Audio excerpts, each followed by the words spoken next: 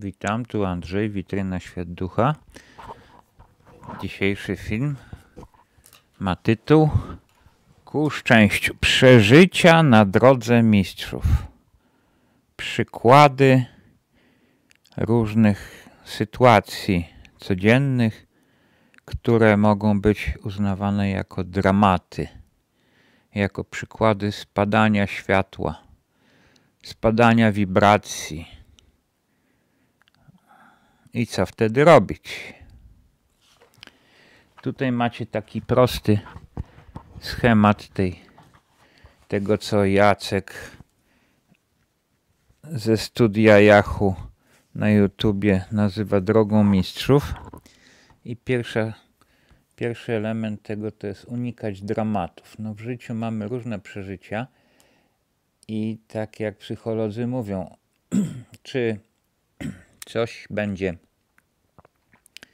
dramatem, czy coś będzie traumatyczne, jakieś przeżycie, to zależy od człowieka, nie od sytuacji. No, oczywiście nie do końca, no bo wiadomo, że może być bardzo ciężkie przeżycie i niemal każdy będzie mieć dramat, ale to nie znaczy, że wszyscy tak samo przeżywają. Druga sprawa. Oddychanie, odpuszczanie. W czasie przeżycia albo w czasie przypomnienia, w czasie przeżywania tego, rozmyślania o tym należy oddychać, należy odpuszczać, nie wchodzić w te dramaty, nie wchodzić w te sytuacje ciężkie, przykre. To nie znaczy, że należy je blokować. Tutaj sobie powiemy, jak to jest, że my potrafimy zablokować sobie też takie przeżycie i my myślimy sobie, że jesteśmy w jakiś sposób wolni od tego, a po prostu jeszcze bardziej zatłukliśmy to nasze przeżywanie. Nie odpuściliśmy, ale zgnietliśmy, tak jakbyśmy nie chcieli z worka wypuścić powietrza, tylko wręcz worek poddaliśmy jakimś ciśnieniu i to powietrze się ścisnęło w worku. Także tutaj trzeba rozróżnić te dwie sytuacje. No i trzeci punkt, ciesz się życiem. Chodzi o to, że droga mistrzów ma wieść ku sytuacji, w której będzie spokój wewnętrzny, w której będziemy przeżywać wewnętrzne uspokojenie, brak myśli, a przynajmniej takich natrętnych. To jest w dianetyce, która jest częścią scjontologii, nazywane stanem clear, czyli gdy się engramy nie restymulują. To znaczy engramy, czyli traumy, jeżeli nie mamy uruchomionych traum, nie mamy ponownie uruchomionych w pamięci sytuacji traumatycznych. Dobrze. Tak więc mam kilka przykładów z dnia codziennego.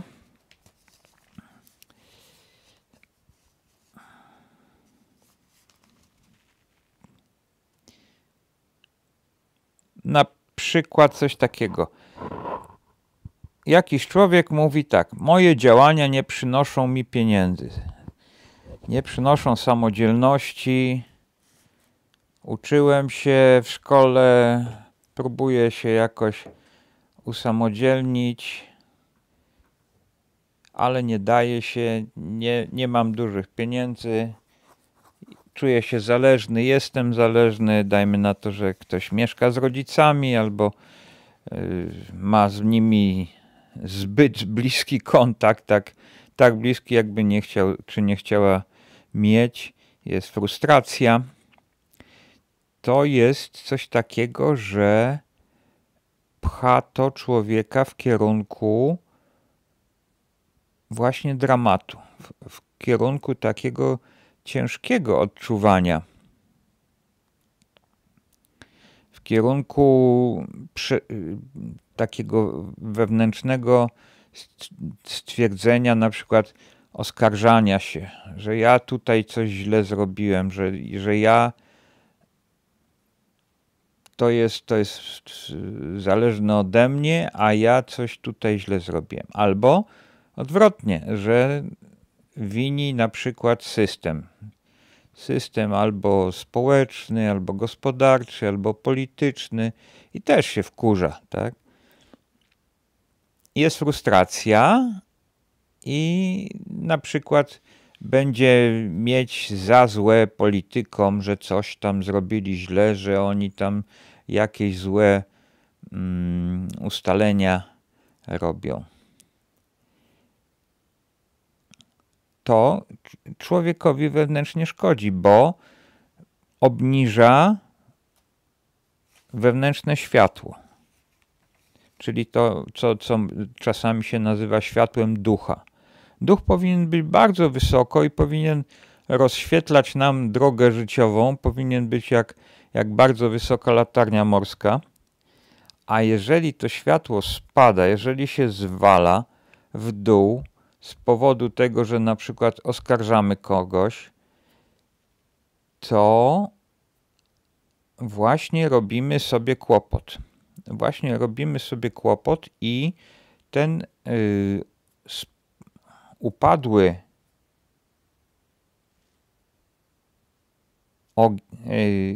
to światło upadłe, można powiedzieć, że się zamienia w ogień. To znaczy jest to coś, z czym mamy trudność żyć. Jest to coś niekomfortowego. Bardzo często jest to w ciele właśnie, to znaczy jak się wkurzę na kogoś, to mam złe odczucia w ciele, prawda? I o to chodzi na drodze mistrzów, że nie należy tego robić, nie należy doprowadzać się do tego. Owszem, oczywiście, jeżeli ktoś ma odpowiednie powody, no to wiadomo jest, że są to powody, ale też trzeba zobaczyć w duszy, dlaczego tak się stało. Tutaj kolejny przykład będzie o wiele prostszy. O, tutaj korek drogowy. I wcale nie jest to lekkie do przeżywania, mi się wydaje, bo niektórzy ludzie wściekają się bardzo tak raptownie, próbują coś zdziałać, szybko wjechać w jakieś miejsce, aż po prostu jeden drugiego może prawie że najechać, czy tam jakiegoś pieszego, czy rowerzystę mogą przejechać, mimo tego, że wszyscy niemalże stoją. To taka sytuacja wcale nie jest aż tak bezpieczna, jakby się wydawało, że no to większość samochodów stoi, no to kto tam kogo może rąbnąć? No może, ponieważ ci kierowcy bardzo często są zdenerwowani. Bardzo często są wzburzeni, no bo on by chciał od razu szybko do przodu, tak? I to jest właśnie wytwarzanie dramatu. To jest właśnie to, że ten kierowca na własną miarę sobie, sam dla siebie i dla otoczenia też powoduje spadanie światła, spadanie wibracji. Jak to mówi się o podwyższaniu wibracji, to właśnie na tym, co nazywamy drogą mistrzów, to właśnie to się dzieje. A tutaj, w tych przykładach, właśnie ta wibracja spada. Czyli człowiek od stanu neutralnego przechodzi w dół ku na przykład wściekłości, ku zawiści, ku niechęci. Co robi w tym momencie? Obserwować, oddychać i rozluźniać się. Rozluźniać się. Odpuszczać. Co to znaczy odpuszczać? Tutaj jest ciekawa sprawa właśnie, bo przy zdenerwowaniu się takiego kierowcy w czasie wjechania na korek, czy do korka drogowego, to pojawia się napięcie właśnie. Czyli odwrotność od odpuszczania.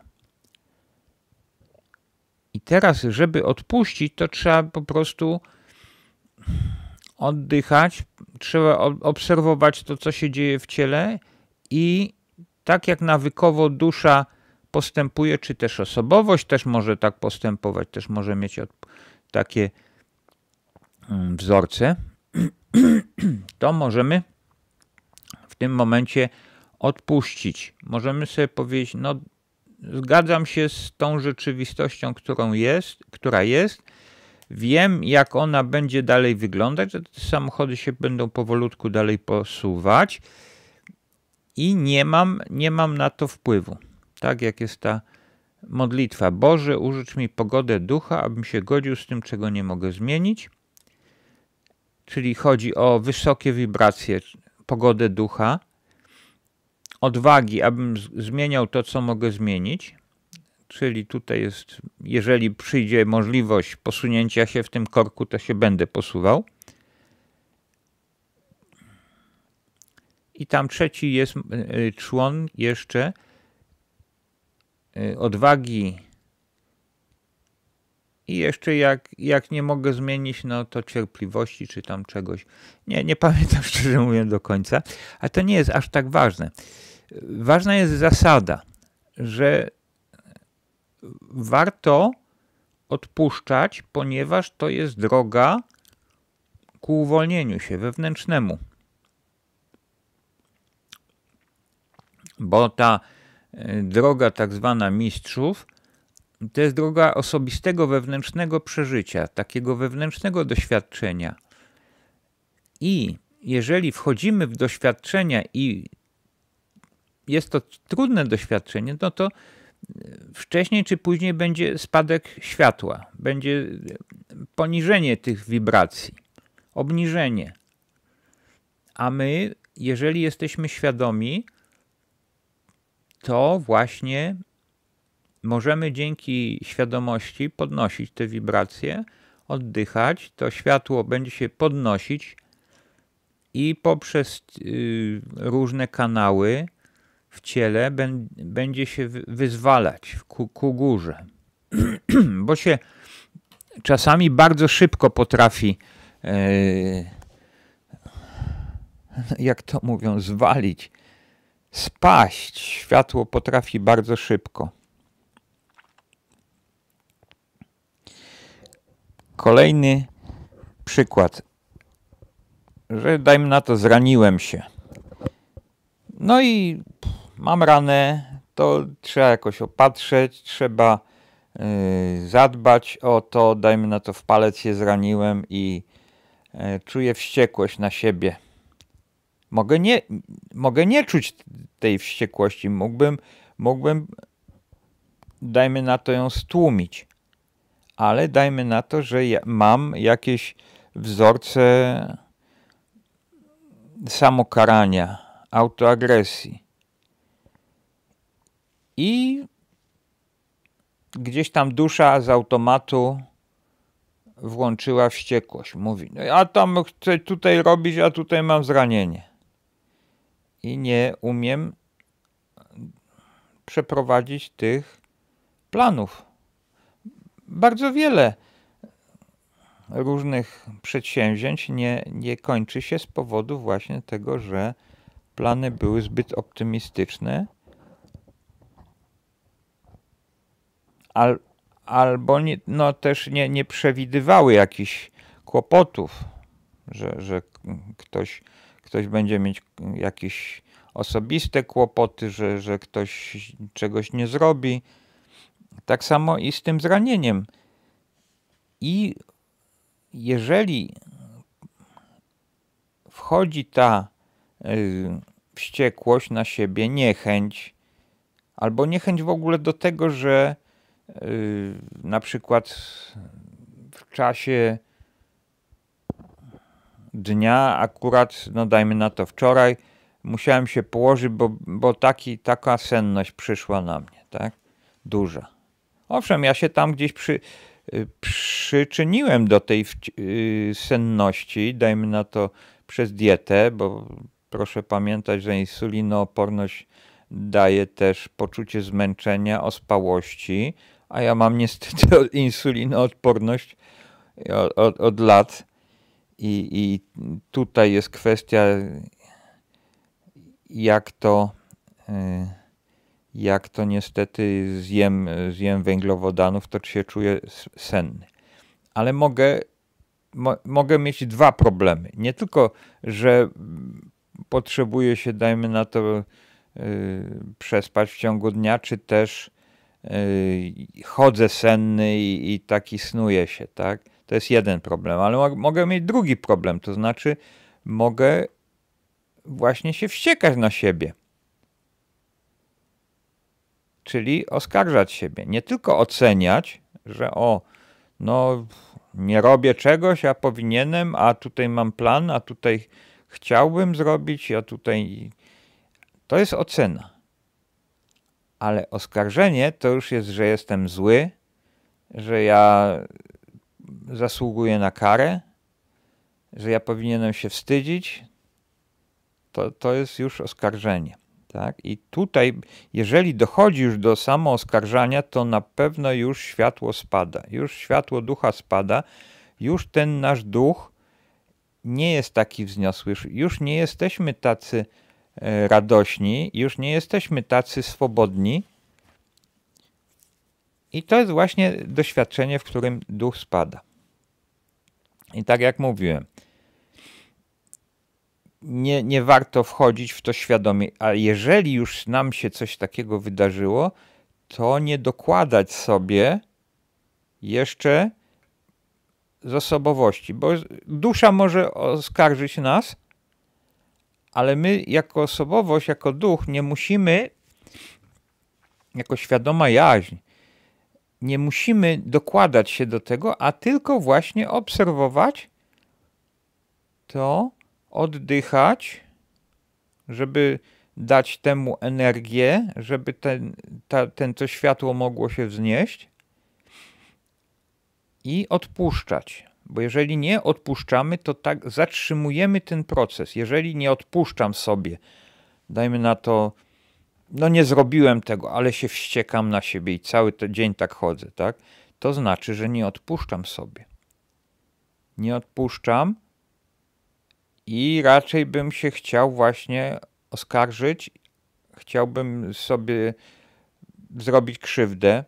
Czasami są takie dni, wiecie, ja miałem ileś razy w życiu takie nawet okresy kilkudniowe, w których na przykład raniłem się w palce. A dlaczego? Dlatego, że właśnie podświadomie dusza chciała mnie samego, czyli siebie i osobowość i ciało w jakiś tam sposób ukarać. A ja z kolei świadomie nie sprzeciwiłem się temu, raczej byłem za tym, żeby się ukarać. Byłem wściekły na siebie, dlaczego czegoś nie zrobiłem. I tutaj jest właśnie to utknięcie. To jest coś przeciwnego niż odpuszczenie. To właśnie jest taka próba parcia na siebie, wywierania presji na siebie, co oczywiście nie jest to korzystne. Kolejny przykład. Strach przed egzaminem, przed klasówką i plus jeszcze utłuczenie lęku w sobie. To jest ciekawe. Myślę, że większość osób to miało w szkole, czy to podstawowej, średniej, czy na studiach. To jest bardzo, bardzo powszechne. Dlaczego? Dlatego, że nas się tak uczy, że mamy mieć dobre stopnie. Ale wiadomo jest, że człowiek nie wszystko jest w stanie spamiętać, zrozumieć, nie wszystkie zadania się umie zrobić. A przed egzaminem jest właśnie ten strach, że właśnie może się nie powieść, może będą jakieś bardzo ciężkie te zadania, może będzie jakiś typ zadań, których nie znałem, albo że jak ja miałem z polskiego kłopoty w szkole średniej, że ja nie byłem za bardzo dobry z tego polskiego, no i mówię, no to napiszę coś, ale pewnie się nauczycielowi nie będzie podobać, tak? A jak mu się nie będzie podobać, no to sorki, będzie niższa ocena, tak? No. I tak czasami bywało. To nie są wymysły. I dlatego, jakby to powiedzieć, my możemy uprawomocniać te myśli, możemy stwierdzać, że mamy rację, że się boimy, że będzie coś niekorzystnego. No, najpewniej tak, najpewniej te sytuacje w szkole gdzieś tam w momencie jakiegoś zagrożenia niską oceną pojawiają się te sytuacje.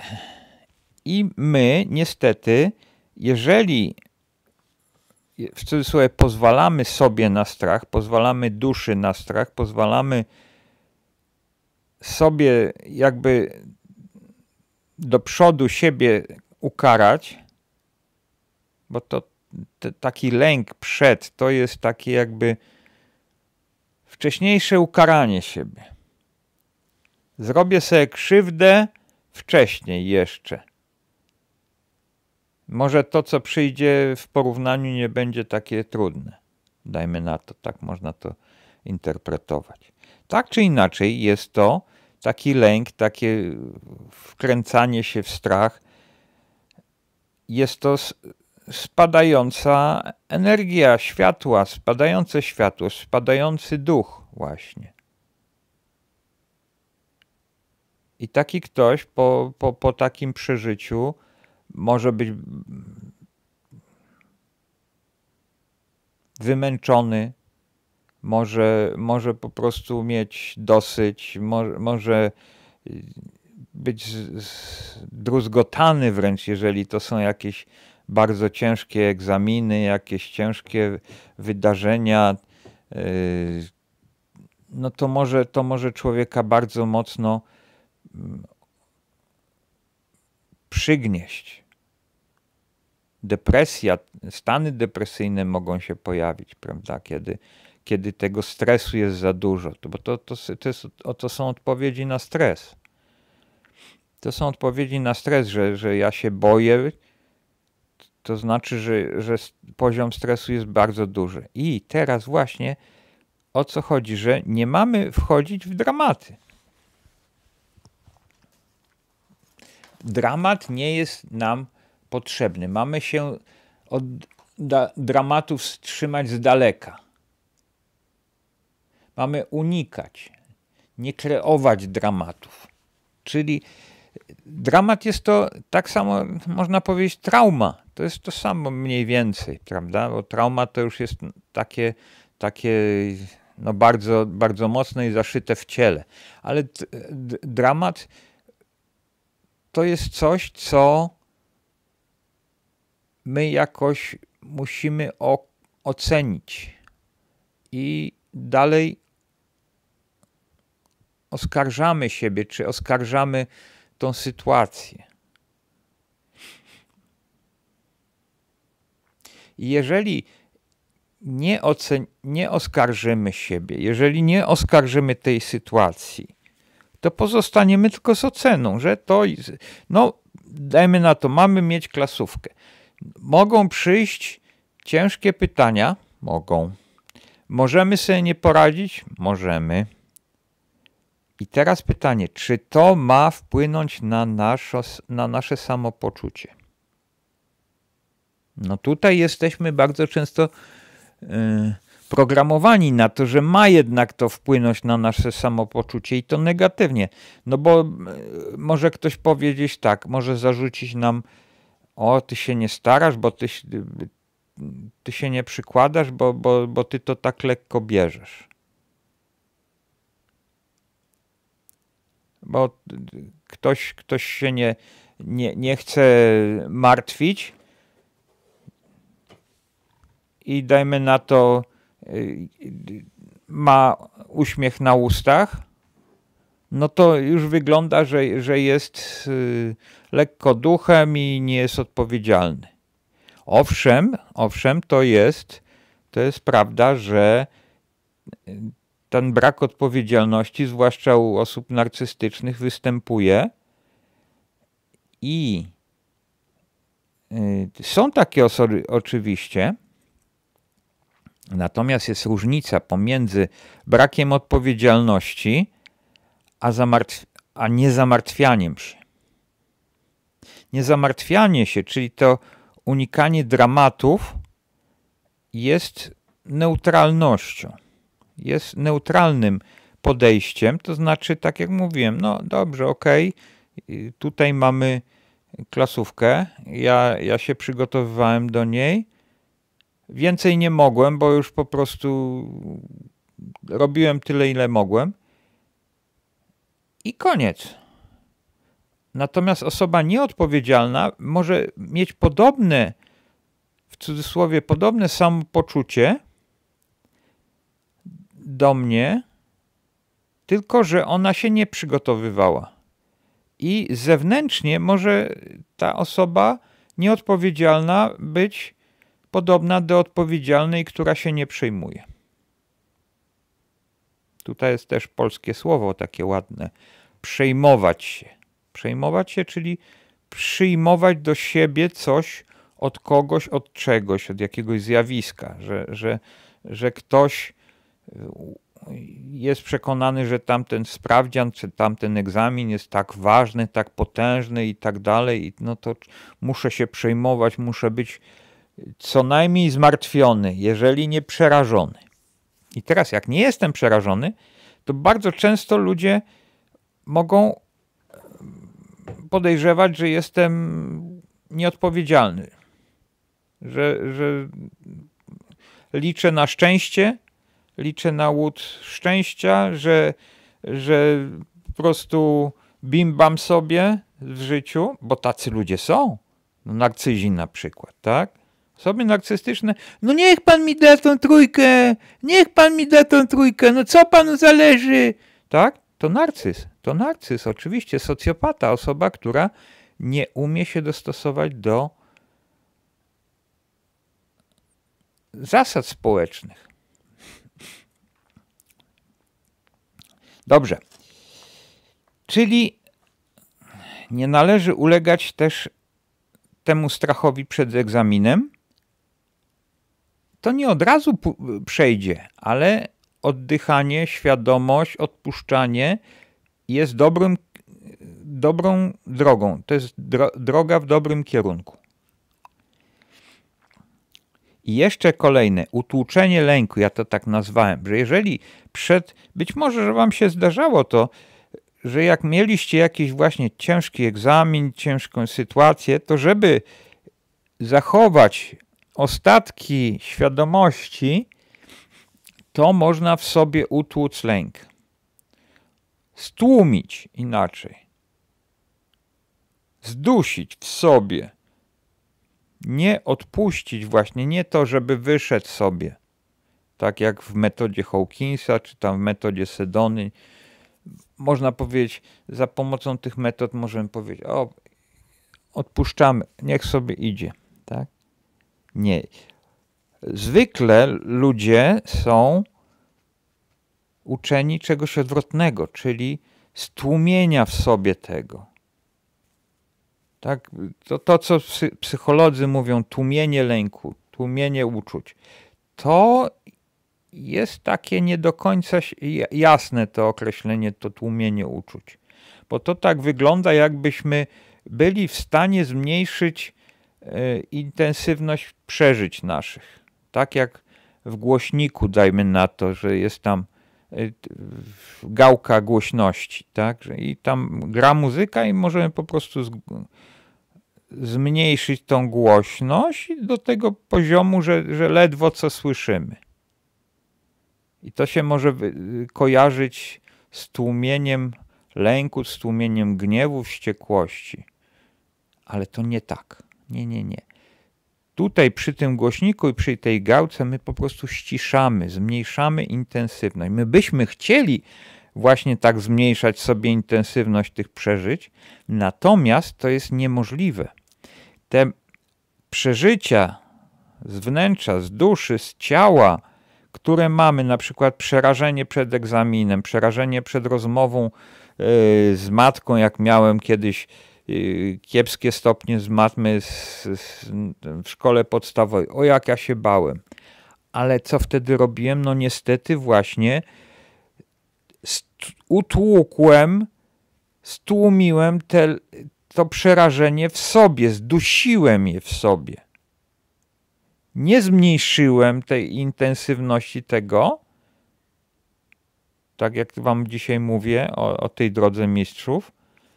Nie oddychałem, nie odpuszczałem, tylko się nakręcałem, tylko wiedziałem, że będzie źle i no jakby powiedzieć, tak jak to niektórzy mówią, że próbowałem sobie sam dowalić, ażeby tamto późniejsze przeżycie krzyków, wrzasków, bicia było mniejsze. Żebym może nawet jakoś się przygotowywałem na to, co miało nastąpić takiego tragicznego w domu, tak? Także tutaj też to, jeżeli sami siebie w sobie zdusimy, stłumimy, utłuczemy te negatywne energie, te negatywne przeżycia, to jest też właśnie upadanie światła. To też nas będzie kosztować wcześniej czy później, bo natura liczy i to liczy na sobie, tak? W naszym ciele. Nasze ciało liczy punkty, jak to Bessel van der Kolk nazwał swoją książkę. Body keeps the score. Ciało liczy punkty. I w czasie właśnie takich traumatycznych przeżyć ten licznik idzie w dół. Ujmowane są punkty wibracji życia. Światło spada. Światło spada. Także tutaj są ciekawe i ciężkie zagadnienia tak naprawdę. Natomiast wyjściem, tak jak powtarzam i będę powtarzać, że oddychanie, odpuszczanie i nie dawanie sobie jeszcze bardziej wejścia w te trudne rzeczy. Owszem, to w naszych duszach dużo znajdziemy różnych przeżyć, które z automatu będą nas ściągać w dół, które będą do przerobienia, do oczyszczenia, do uwolnienia. Natomiast właśnie na drodze mistrzów już żadne rytuały nie pomogą. Zazwyczaj wchodzenie w jakieś rytualne działania, czy też, jak to Jacek mówi, w piaskownicy takiej czy innej, czyli w jakichś systemach ezoterycznych, religijnych, to są one nazywane piaskownicami, to znaczy tam zaczynamy działać, zaczynamy pracować, zaczynamy się uczyć, a tutaj już pracujemy sami ze sobą. Pracujemy na drodze osobistego wewnętrznego przeżycia, doświadczenia. Te nasze doświadczenia bierzemy i uwalniamy się. Uwalniamy, odpuszczamy, oddychamy. Tak.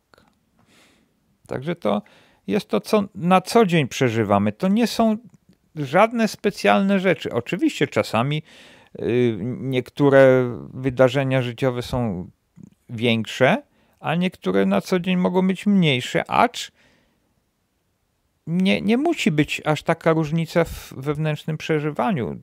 Te na co dzień też mogą stanowić na przykład restymulację traum, czy jak to się nazywa obecnie ładnie, triggering, czyli wyzwalanie odpowiedzi traumatycznych na podstawie bodźców, które są podobne do sytuacji traumatycznych i się wtedy przypomina ta trauma i człowiek chodzi po prostu straumatyzowany. Także te sytuacje to są codzienne. My na co dzień się z tym spotykamy i chodzi o to, że to jest nasza praktyka, o ile jesteśmy na tej ścieżce. Na tej ścieżce oczyszczania. Jest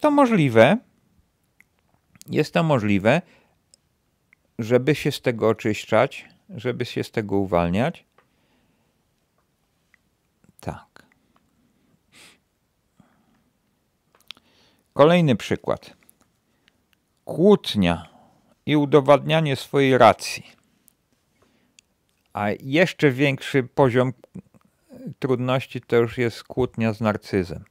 Albo przynajmniej próba konfrontacji z osobą narcystyczną. No wtedy to już światło upada bardzo mocno, bo z narcyzem mamy do czynienia nie tylko z osobowością tego człowieka, ale też i z duchem, ale nie jego, tylko właśnie jego wspomożyciela z ciemnej strony, tego ducha ciemnego.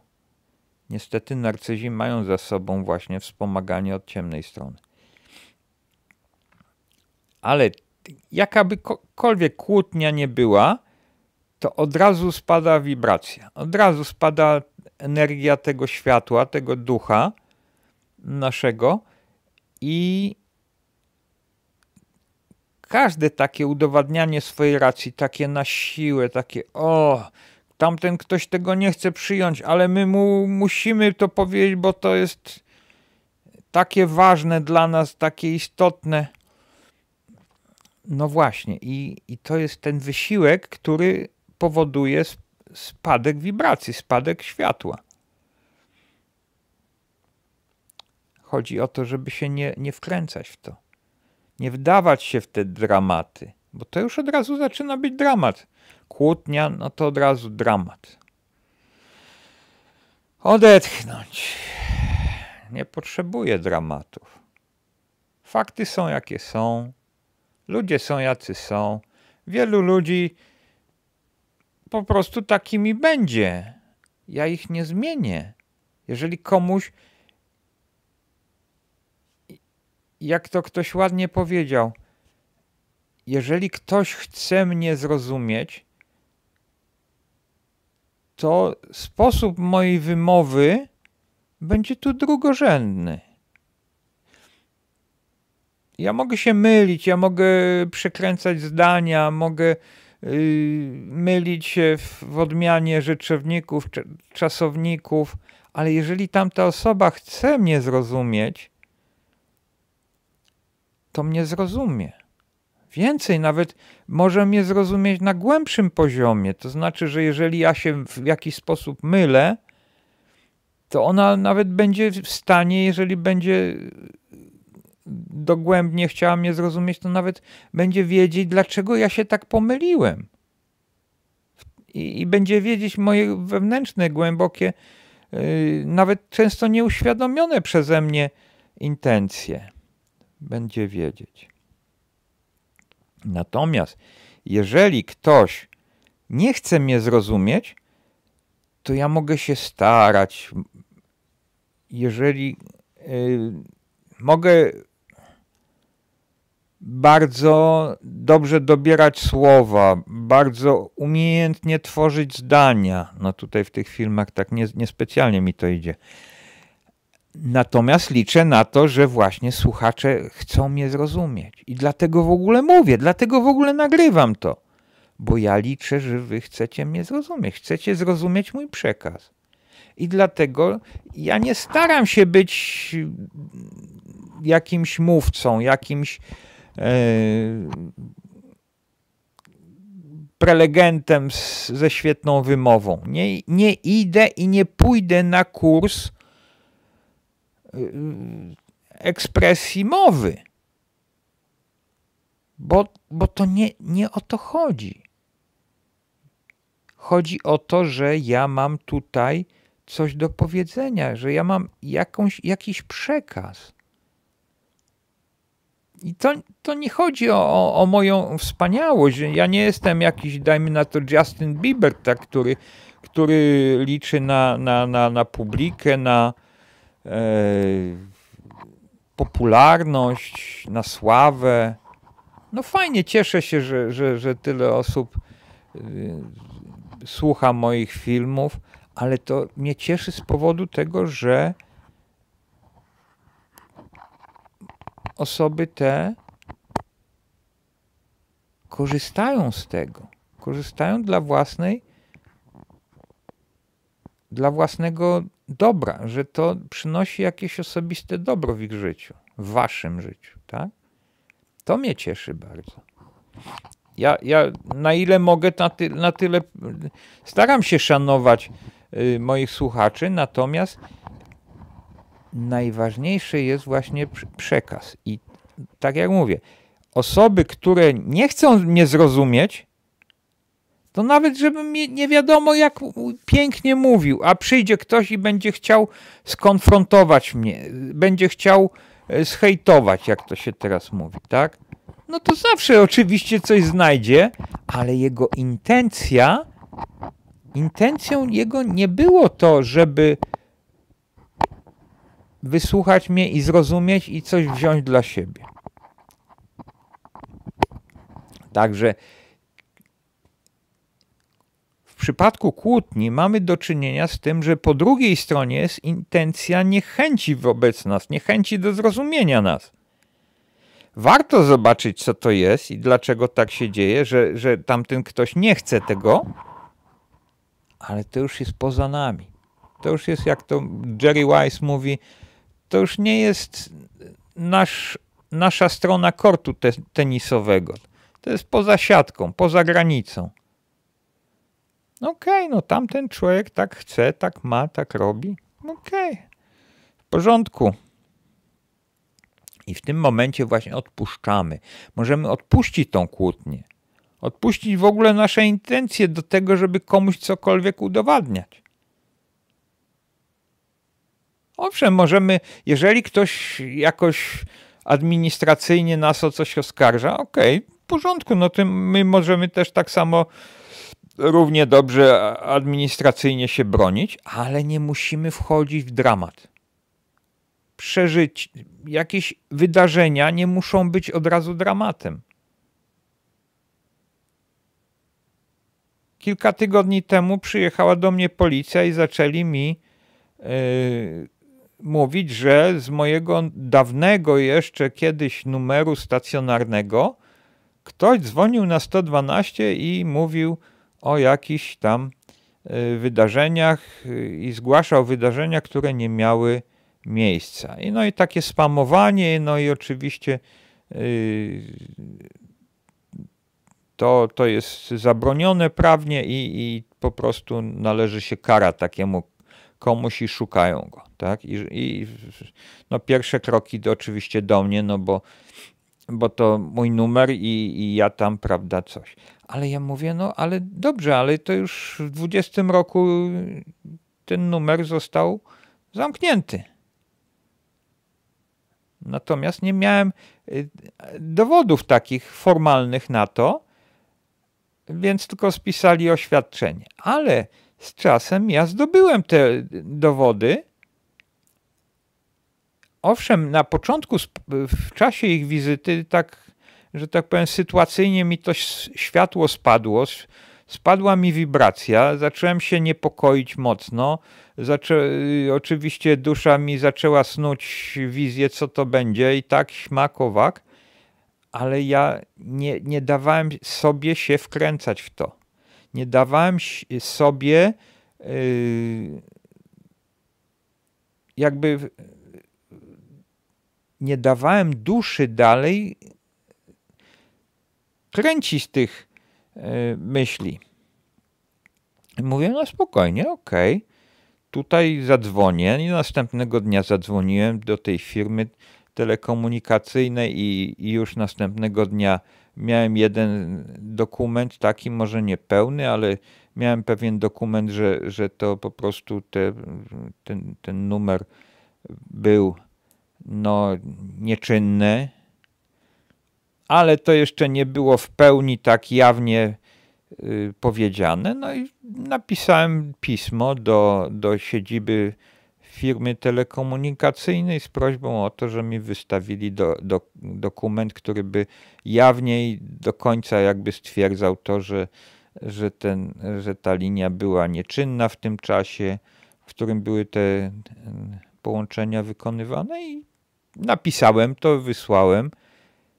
No i po jakimś czasie dostałem odpowiedź, w której właśnie jest powiedziane jawnie, że nie mogłem wykonać tego telefonu czy tych telefonów, ponieważ ta linia była zamknięta.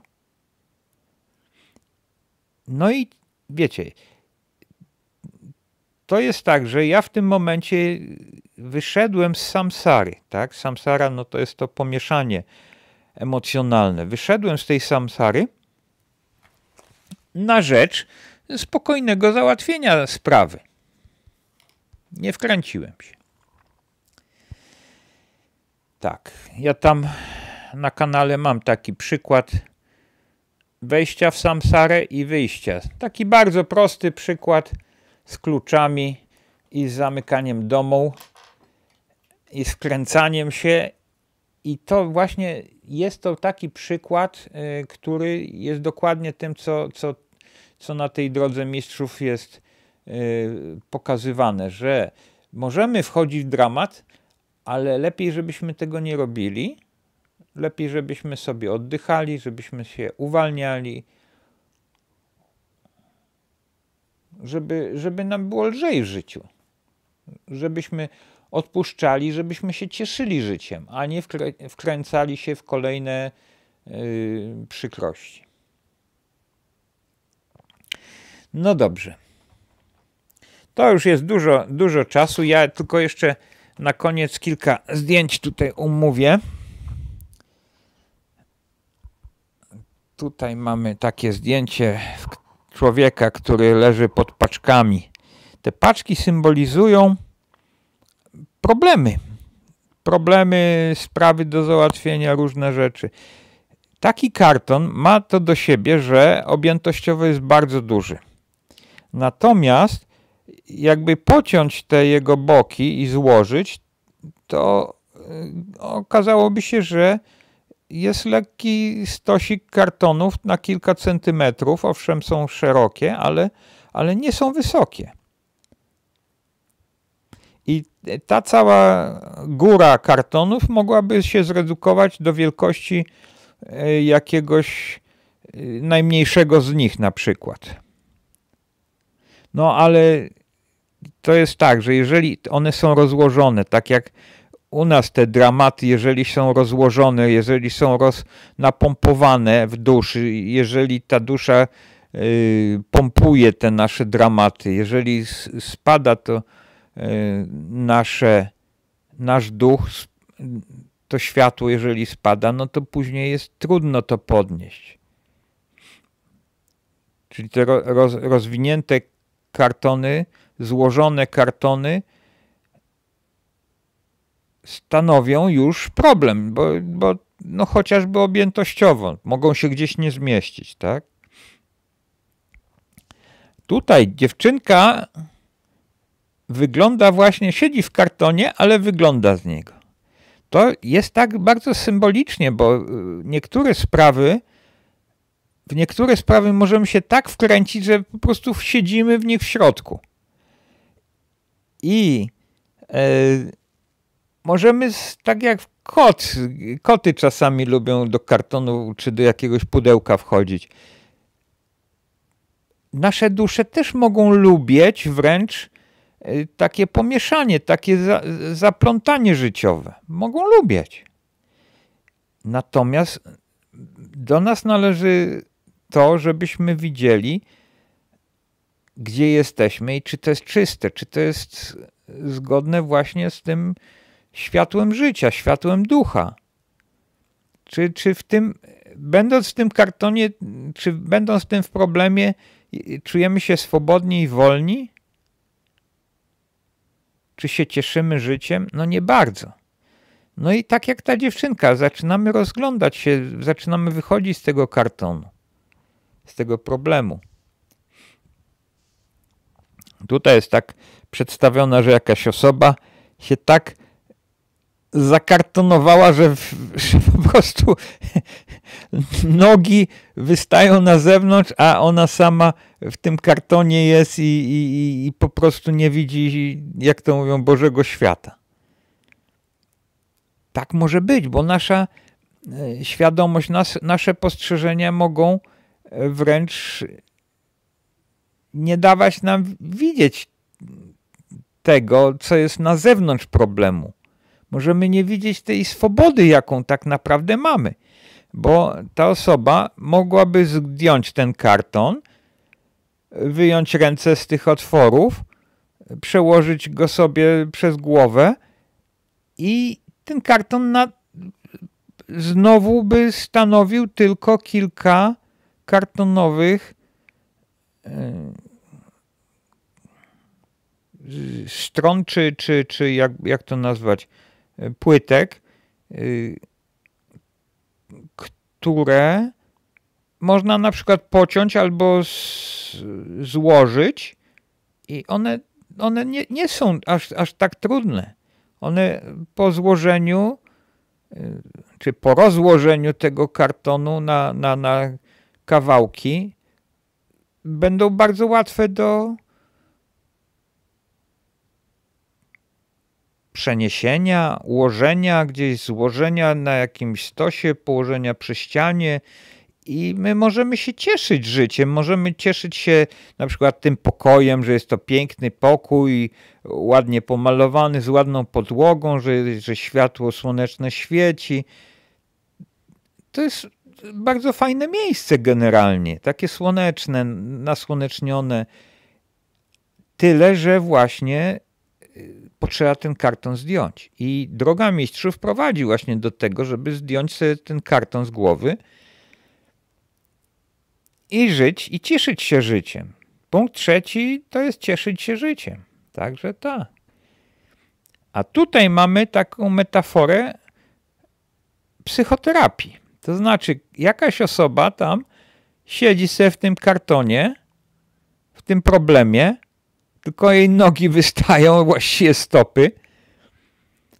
Natomiast ktoś z zewnątrz zagląda tam i wręcz się uśmiecha i tak z życzliwością podchodzi do tej osoby. Co ty tam robisz? Jak ci tam jest? Jak się czujesz? I to jest psychoterapia. To jest psychoterapia. My nie wyjmujemy tamtej osoby na siłę z tego kartonu. Nie wyjmujemy z tego pudła, z tych lęków, z przerażenia, z dramatu. Nie robimy tego. Tyle, że po prostu jesteśmy życzliwi i pytam się, co u ciebie, jak się czuje, jak samopoczucie, jak sobie radzi w tej sytuacji. Bo może po prostu się nakręcasz, może sam czy sama powodujesz jeszcze umocnienie problemów. A można by było odwrotnie, można by było właśnie odpuszczać, uwalniać, oddychać, tak? No, także tutaj to jest taka metafora psychoterapii. No i wracamy do tego pierwszego slajdu, droga mistrzów, czyli unikać dramatów, to był dzisiejszy temat. Oddychanie i odpuszczanie to też się przewijało cały czas, bo to jest droga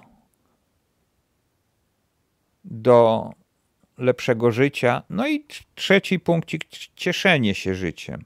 To jest cel. To jest właśnie cel tego, żebyśmy się nie wkręcali, nie dawali się wplątywać w dramaty, a korzystali z naszego życia, cieszyli się nim. I tyle. Nie musimy mieć nawet w głowie żadnych myśli.